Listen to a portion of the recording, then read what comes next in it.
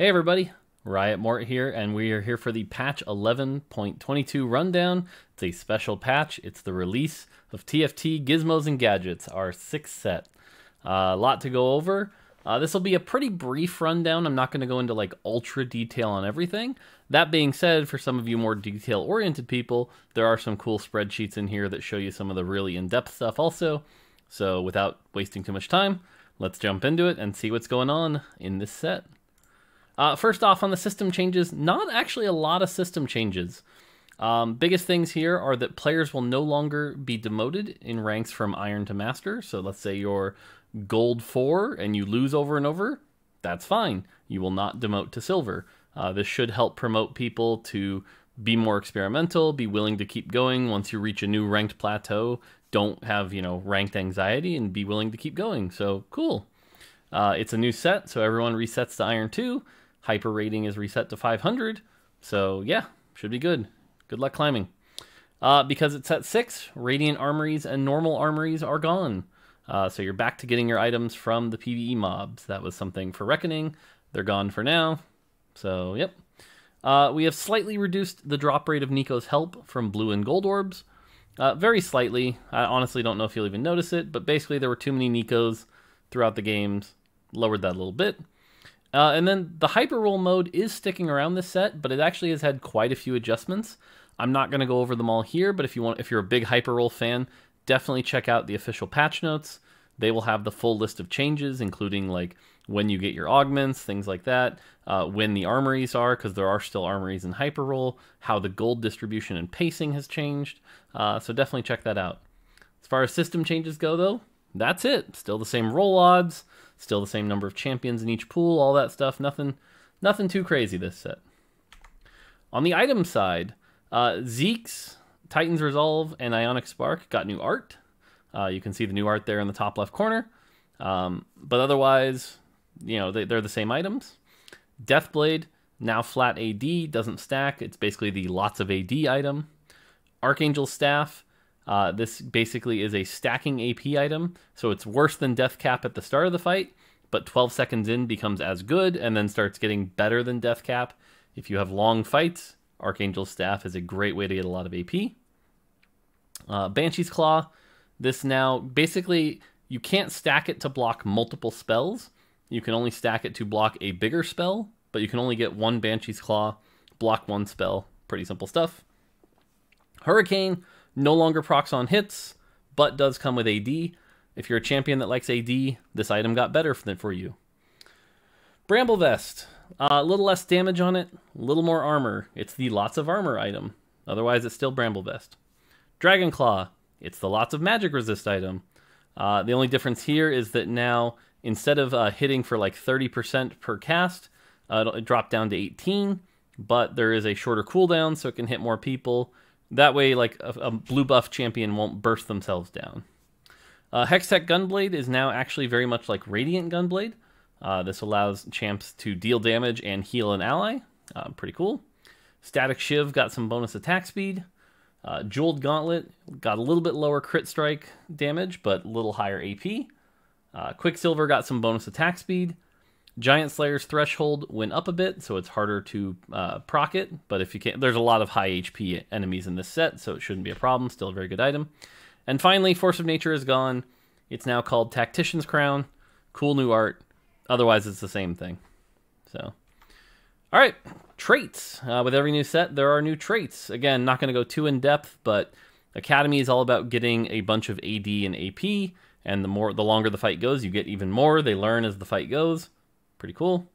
Chemtech is all about when you start taking damage, you hulk up and gain a buff for a while that makes you take less damage and do more attack speed and heal up. The more Chemtech you have, the longer it lasts. And if you somehow get 9, then you will get an even bigger buff that lasts the entire combat and even more regeneration. Clockwork gives your team a team-wide attack speed buff. And the later in the game it is, the more Hextech Augments you have, the more attack speed you get. So you can get a bunch of attack speed. Enforcer basically auto-stuns 1 or 2 targets on the enemy team, locks them in place for up to 5 seconds, but if it locks a frontliner and you do a bunch of damage to them, they will break out, so it's kind of like Zoe's Sleep, but otherwise pretty good. Imperial. Imperial is back, but a little different this time. Whoever did the most damage last time is the Tyrant, and they get a buff that does more damage. If you're running 5 Imperial, the Tyrant buff is even bigger, and all the non-Tyrants get a smaller damage buff. So pretty cool. Mercenary. Mercenary is like Fortune, but even more in depth. There's a chest. You can keep track of your loss streaks now. You can see what's going in the chest. A dice rolls to see what goes in your chest. The more mercenary you have, the crazier it gets. Not gonna lie, 7 mercenary is pretty crazy. Have fun with that. Scrap. Scrap basically gives you a shield for every item component, so the longer the game goes, the more item components you have, the bigger shield. And based on how many scrap you have, you can have your components roll into full items. So if you're willing to run like 4 scrap, 3 of your item components will upgrade, and those upgrades count for bigger shields, so you can actually get a lot more value out of your items. Socialite kind of brings back elemental hexes. This allows you to put a hex on the board. It changes every game. It is the same for everyone. You can't move it. But once it's there, if you're willing to put a champion in there, they can get bonus damage, mana regen, or even omnivamp. That being said, it's a very good thing because it doesn't take up an item slot like elemental hexes did. So in a way, you kind of get like a 6-item carry. Pretty fun. All right, taking a break from traits for a minute. Here are the Mercenary tables. This is a little more complicated than Fortune. I'll try to make this quick, but generally the way it works is at any time, let's say you're at 2 loss, a dice rolls. These are the options of what it can roll. So if it rolls bag fish, you get 5 gold in your chest. Cool. If you low rolls are marked as an orange. You can't low roll again for 2 more turns. So if once you low roll, there's low roll prevention.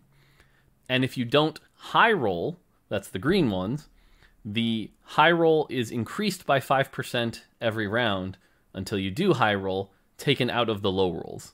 So it's a little complicated. Basically, they're shifting things here, but it creates some unique variants where you can get some high rolls, you can get some low rolls. It all averages out pretty well, but there's lots of cool things you can drop. You can see here, like at 5 loss, you can get a Tome of Traits. And one of the cool things compared to Fortune is you can actually see what goes in your chest and make a unique decision of like, oh, I just got a Tome of Traits at 5 loss. I should try to cash out now. That's up to you. So it adds a little more information, a little more skill expressive than old Fortune was. Now, the one thing to note here is this is the Mercenary 3 tables. If you're wondering what the Mercenary 5 table is, basically take your current loss and add 3. So if you're playing Mercenary 5 and you're at 3 loss, you would roll from the 6 loss table. And so Mercenary 5, 3 loss, you might roll Kraken plus coin, Nico, and 2 gold. So that's kind of how it works. Here's the even bigger table. It goes all the way up to 12. So for Mercenary 5, that's 9. Once you hit 12, it won't go any higher. It'll just keep rolling from the 12 table. You can see there's some pretty wild stuff in here. That's also when like everything's considered a high roll. So we actually drop the high roll, low roll system. But you can see there's actually a 50 gold. My personal favorite is the Dragon Claw plus Bramble plus 10 gold. Tome of Traits, item plus Nico, etc., etc. You can see how it works here. Finally, there's Mercenary 7. If you're lucky enough to get Mercenary 7, consider yourself lucky. It's a very powerful trait. Every time you win, a gold orb, a gold dice is rolled, and it gives you one of these outputs. Most of the time, it's an item plus 4 gold. Occasionally, if you get lucky, it could be a spatula, a thieves' gloves. If you get really lucky, it can be 3 items, a Nico, or a Force of Nature.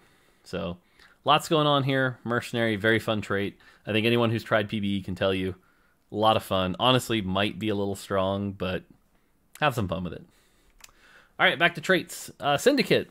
Syndicate is actually based around Old Noble. The way it works is if you have 3, one of your Syndicate champions gets 50 armor, 50 MR, and 20% Omnivamp, and that's the person with the lowest health. So as your health changes, that buff can pass around, but you can make sure that buff gets on someone good. That makes them pretty tanky and heal back up.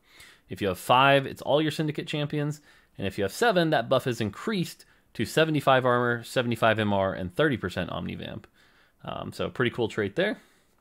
Yordle. Yordle's a fun one. If you have 3 Yordle, after every player combat, you get another Yordle. And you can see the odds here. You usually get a 1 cost, so something like a Poppy or Ziggs. But if you're lucky, you might get a Lulu or a Trist, or even a Heimer or a Vex. If you're willing to run all 6 Yordles, all their abilities cost 20% less to cast, so they'll cast more often. A good example here is like Heimerdinger, who's at a 50 mana, drops to 40, makes him a very good blue buff user. And if you can 3-star all your Yordles and can't pull anything else out of the pool, you can pull the Yordle Lord Vigar, very powerful champion, kind of like a very strong 5 cost. So 2-star Vagar, for example, very, very strong. And if you keep going, somehow 3-star Vagar, you win. Exodia, you did it. Sister is a unique one between Vi and Jinx for the Arcane series. But basically, if you have Sister in, Jinx's punch goes even further. So you can actually make her a carry that can hit the backline. And Jinx goes a little wild and starts gaining attack speed every time she gets a takedown. So it can be pretty cool. Arcanist, basically the spellcaster class of the game. Arcanist gets a bunch of AP. The more you have, the more you get. And they share it with their team. So for example, if you have 4 Arcanists, the Arcanists are getting 65 ability power, and the rest of the team is getting 20%. So 2 Arcanists is a nice splash. 4 Arcanists can kind of help them. Once you hit 6, you get even more, and 8 gets pretty crazy. So, Arcanist. Assassins are back. Not going to talk about it too in depth. They gain crit damage and crit strike. They do a lot of crit. Woohoo! Bruisers. It's a new take on Brawlers, but basically the way Bruiser works is they get a bunch of health, and they share it with the team. So, for example, if you're running 4 Bruisers, your whole team gets 250 health, and the Bruisers get 500. So, a little bit of a different take. So it's less total health than Brawlers, but kind of nice if you want to like give some extra health to the rest of your team. Bodyguards. These are the armor tank of the game. They have a lot of armor. They're very good against physical damage carries. And in addition, they will taunt adjacent enemies at the start of the fight. So you can put a bodyguard in the back line to protect from assassins, for example. Colossus. Big new trait. These champions are unique in that they take 2 slots. So for example, if you're level 3 and you run a Cho'Gath, you only get 1 more champion because Cho'Gath takes 2 slots. Innately, they're immune to CC, so they don't need Quicksilver. They're immune to CC, can't be CC'd. If you're willing to run 2 of these, that's taking up 4 slots, they take 25% less damage, so they can be very tanky. Challenger, this is the attack speed trait this time. They gain a lot of attack speed. If they get a takedown, they double it, and they go even faster, and they dash around. They're pretty cool. Enchanters. If you've ever wanted a healer fantasy, Enchanters are for you. Janna, Lulu, Tarek, and Orianna. They're all healing and shielding champs. And if you're willing to run a lot of them, their healing and shielding gets cranked up to the max. And they give your team magic resist. So yeah, they can be pretty cool. Innovator. This is a summon trait of the game. If you have 3, you summon a Scarab. If you have 5, you summon Tibbers. And if you have 7, you summon a Mechanical Dragon. Now, each of these is different, as in they appear on your board, and you can actually move them around and position them, and they each have a different spell. The Scarab gives himself a little shield and an ally a shield, making them tankier. The Bear gives everybody on your team AD and AP. And the Dragon gives everyone on your team 75% crit and crit damage, as well as fearing a bunch of enemies, so a very powerful spell there. If you're interested in how these work, here's the tables, actually. And the way this works, basically, is they have a base HP, base AD, and then they gain 15% for every star level. So let's say, for example, you're running a 1-star Ezreal, 2-star Singed, and 1-star Zillion. That is 4 star levels. So you can look here at the Scarab, 4-star level. Your Scarab will have 1040 HP and 80 AD. So that's how it works. If you want to go nuts and like 3-star Singed, 3-star Ezreal, 3-star Zillion, that's level 9. And your Scarab will now have 1528 HP, 118 AD. So it's not really insane scaling, but it just goes to show you that the more champions you have, the more star leveled up, the more powerful they are. And a thing to note here is if you get any of the augments that say like +2 innovators or +1 innovators, that counts as 2-star levels. So you do get the star level. And if you're running the emblem, it just counts the star level of the person wearing it. So there you go. Back to traits. Protector. Protector's back. They cast a spell. They get a shield. The more they have, the bigger the shield. The more health they have, the bigger the shield. I'm going to tell you now, Warmog's Protectors are great. And Protector Emblem on a low mana casting champion, very good. Scholars. Your entire team gains mana. If you want to cast a lot, Scholars are for you. Snipers. The further away they are, the more damage they do. Snipers can do a lot of damage to faraway targets. They have cool spells like Kog'Maw, for example, gains infinite range with a spell, so he can use Sniper pretty well. And finally, Twin Shot. Twin Shot has a chance to do a bonus attack. The more Twin Shot you have, the higher the chance. And they gain some bonus AD. So, for example, if you're running 4 Twin Shot, your Kog'Maw gains 30 AD, and has a 70% chance to attack twice instead of once. Now, each proc can't proc itself, but, you know, so basically it's like attack, proc, attack, roll again, proc, attack, oh, it didn't proc, and that's how it kind of works. So, all right, and finally there's Mutant. Mutant's a little bit of a wild ball here, but every game Mutant will be different, so you actually have to look and see which variation of Mutant you're playing. There are 7 variations, and each one is actually based off old traits. I can't stop calling them the old ones. The new names are never going to stick to me, but basically we have Blade Master, which is % chance to gain extra attack. Bio Leeching, I call it Celestial, gives your whole team Omnivamp. Synaptic Web, I call it Astro, gives your team less mana to cast. This one's really good with Malzahar, drops his 60 mana to 20. Cybernetic, which basically gives them a bunch of HP and AD. Elderwood, Metamorphosis, gives them a bunch of armor, magic resist, AD, and AP over time. So if you can survive the first 10 seconds, they become very, very tanky. Ferocious Appetite, which I've been calling Darkstar, basically gives them AD and AP every time an ally dies. And then finally Voidborn, which basically is like Predator plus Void. If you have 3, you execute enemies below 20% health. And if you have 5, 40% of your damage is converted to true damage, means you can ignore enemies. Now, the other thing to note here is Mutant Spat is a thing. You can make that with Cloak plus Spatula, so you can get some pretty crazy combos. For example, take the Synaptic Web version, put that on a Vi. The Vi's mana goes from 50 to 10, and you've got a crazy punching Vi that's really fun. So, lots of cool combos there. Very unique trait. Look out for that every game. Champions-wise, I'm not going to go over every champion. Give them a try, but lots of cool champions here. We have our first 3-trait 1-cost in Ziggs. Camille's a very powerful tank. Caitlyn's damage, stuff like that. Check them out. On the 2-cost side, Blitzcrank's back, so you got to watch your corner positioning. We've got Talon, probably one of the highest DPS assassins. Makes people bleed, so watch out for Talon. Zyra, who does a really cool line stun, who's been recently buffed. So, yep, some cool champions on the 2-cost side. On the 3-cost side, again, some more unique stuff here. Cho'Gath, the first Colossus, who gains stacks and gains health. You can get him up to like 10,000 health if you're going pretty crazy. Malzahar, my boy, got to highlight him. Got that spreading dot. Gangplank, who if his spell kills, you generate gold. So lots of good stuff here. On the 4-cost side, again, more good stuff here. Brahm's kind of your big tank. Mundo, another really good tank. Janna, good utility. Oriana's got some utility and damage, and then Lux is your big AP caster. Sion, a Colossus who's actually more focused on damage. Yone, an AD who makes a clone of himself. So, lots of cool stuff to try. And then finally, the 5 costs. You have Akali the Assassin, Galio the big socialite, Jace, Jinx. Jinx is a really exciting one. Kaisa, Tom Kench is one of my favorite, which we'll talk about in a second.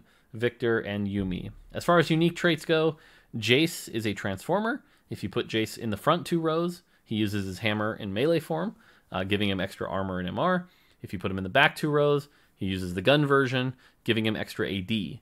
So you can actually use him where you need him to.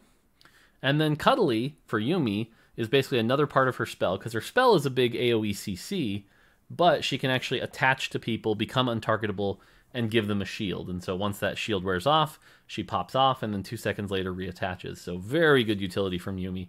Kind of expect to see her in a lot of comps. Finally, Tom Kench, my favorite champion of the set by far. Tom Kench is a Glutton.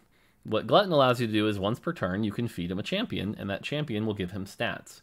Now, the way the rules work is it's based off their class. So if they're a bodyguard, you'll get armor. If they're an enchanter, you'll get magic resist. If they're a bruiser, colossus, or protector, you'll get health. Anything else, you'll get AP, because those are really the stats you want. So for example, if you give him a Taric, that is a socialite enchanter, you'll get magic resist. Now, based on the cost and star level of the champion, you can see the table here, which goes to how much. So for example, if I give him a 3-star Taric, that's a 3-cost, 2-star, I can expect 31 magic resist. Now, these are permanent, and these stack up. So every turn, you can get Tom Kench bigger and bigger and bigger and bigger. And if you want to go crazy, feed him a 3-star 5-cost and give him 7,000 health, more power to you. My personal recommendation is put tank items on this guy, give him a ton of AP, because the other thing to note here is if he kills anybody in his mouth, He spits out their value in coins, unless they're wearing an item. Then he spits out an item component, so can generate some real value on this guy. All right, that is it for champions and traits. Obviously, the last thing we have to talk about is the augment system. So the way the augment system works, if you haven't tried it yet, is basically at 1-4, 3-3, 3-2 or 3-3, 3-3, and 4-5. You will be presented with 3 choices, and you get to pick which one you want. So you can see here the player has Exiles 2, Cybernetic Implants 2, or High Roller. This is an earlier version. Some of these augments have changed, but pick the one you want, and it is now a permanent power-up for your team. Everyone gets offered the same quality augments, but different augments, and so pick the 3 power-ups you think will help your team to come to victory. There are 3 levels of quality. There are Silver, which is kind of the lowest tier. You'll see a lot of these. Gold, which is your middle tier, and Prismatic, which is your highest tier. And Prismatics are probably the wildest. And you can see here's the table for what you can expect. So 30% of the time, you'll see Silver, Silver, Gold. 30% of the time, you'll see Silver, Gold, Gold. 1% of the time, if you're lucky, you'll see Prismatic, Prismatic, Prismatic. This is what we're shipping with. We may change this in future patches. We can already see some things we kind of want to update with this, but this is a good start. But you'll notice, like, it's impossible to get Silver, Silver, Silver, for example. So these are the kind of games you can look forward to and how often you can kind of expect them. So, for example, Prismatic ones are showing up in about 20% of your games. So, yeah, check them out. And as far as how many augments there are, if you haven't seen it yet, there are over 140 of these. So there are a lot of augments. There's about 60 silver, 50 or so of the gold, and like 40 prismatic. Rough numbers there. So, yeah, lots of things to try out. Give them a try. Hope you guys have fun. If you want to see the full list, there's plenty of websites that show them. Check them out. Not going to read them all here. But yeah, lots of cool augments. And that's it. That's the patch rundown. It's a big set. Lots of new cosmetics to buy as well. A sick map based around Vi and Jinx from Arcane. You've got the chibi little legends. You've got other little legends. The Battle Pass has the cool Arcane Sprite and Dr. Shisa, as well as some more maps. So lots of things to do to help support TFT and get some cool cosmetics out of it. But yeah, that's it. Hope you guys are super excited. Can't wait to see how you climb. And don't forget, the next patch is also when Double Up comes out. So we'll be talking about that next patch. So yeah, lots of fun to look forward to. Enjoy Riot X Arcane. Make sure you watch the Arcane show.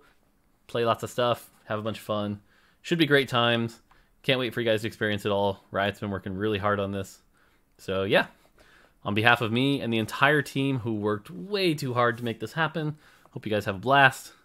That's going to do it for me. Until next time, take it easy.